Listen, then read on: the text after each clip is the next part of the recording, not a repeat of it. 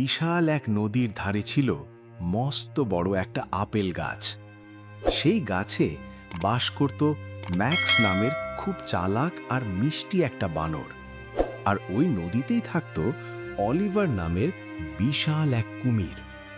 প্রতিদিন অলিভার নদীর পাড়ে রোদ পোহাতে আসত, আর ম্যাক্স গাছ থেকে তাকে মিষ্টি মিষ্টি আপেল ছুঁড়ে দিত। এভাবেই তাদের মধ্যে দারুণ এক বন্ধুত্ব তৈরি হলো।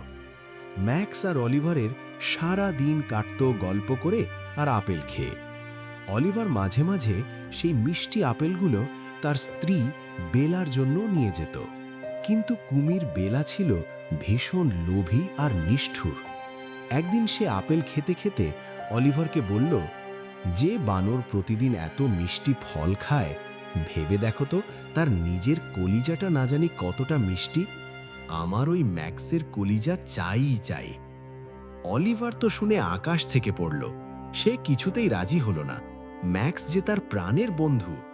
কিন্তু বেলার জেদ আর কান্নাকাটির কাছে শেষ পর্যন্ত অলিভারকে হার মানতেই হলো। সে মনে মনে ম্যাক্সকে মারার এক ভয়ঙ্কর ফাঁদ পাতল। পরের দিন অলিভার ম্যাক্সের কাছে গিয়ে খুব মিষ্টি হেসে বলল, দোস্ত ম্যাক্স, আমার স্ত্রী তোমার আপেল খেয়ে এত খুশি হয়েছে যে আজ তোমাকে আমাদের বাড়িতে দুপুরের স্পেশাল দাওয়াত দিয়েছে।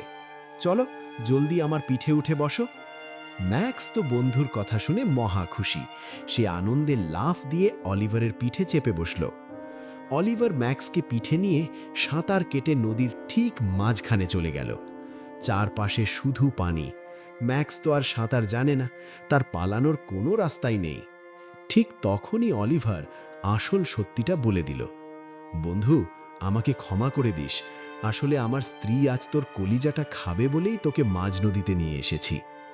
কথাটা শুনে ম্যাক্সের বুকের ভেতরটা ধক করে উঠল। সে বুঝতে পারল মৃত্যু তার একদম সামনে। কিন্তু ম্যাক্স একটুও ভয় পেল না বা কান্নাকাটি করল না।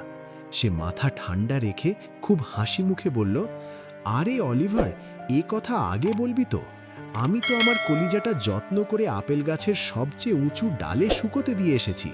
চল চল, তাড়াতাড়ি ফিরে গিয়ে নিয়ে আসি, না হলে তোর স্ত্রী তো খুব কষ্ট পাবে। বোকা অলিভার ম্যাক্সের কথা বিশ্বাস করে বসল। সে ভাবল, আসলেই বোধহয় বানরেরা কলিজা গাছে খুলে রাখে। সে জলদি আবার নদীর পাড়ে ফিরে এলো। পাড়ে পৌঁছনো মাত্রই ম্যাক্স এক বিশাল লাফে সোজা গাছের মগডালে উঠে গেল।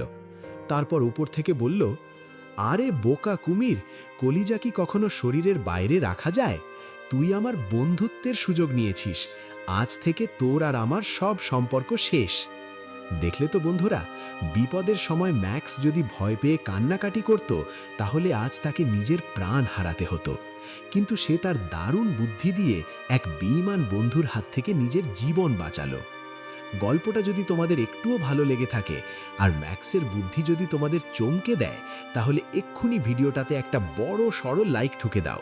আর হ্যাঁ, চ্যানেলটা সাবস্ক্রাইব করে আমাদের এই দারুণ পরিবারের সদস্য হয়ে যাও।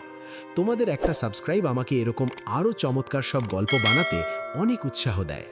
দেখা হচ্ছে পরের ভিডিওতে। ততক্ষণের জন্য ভালো থেকো।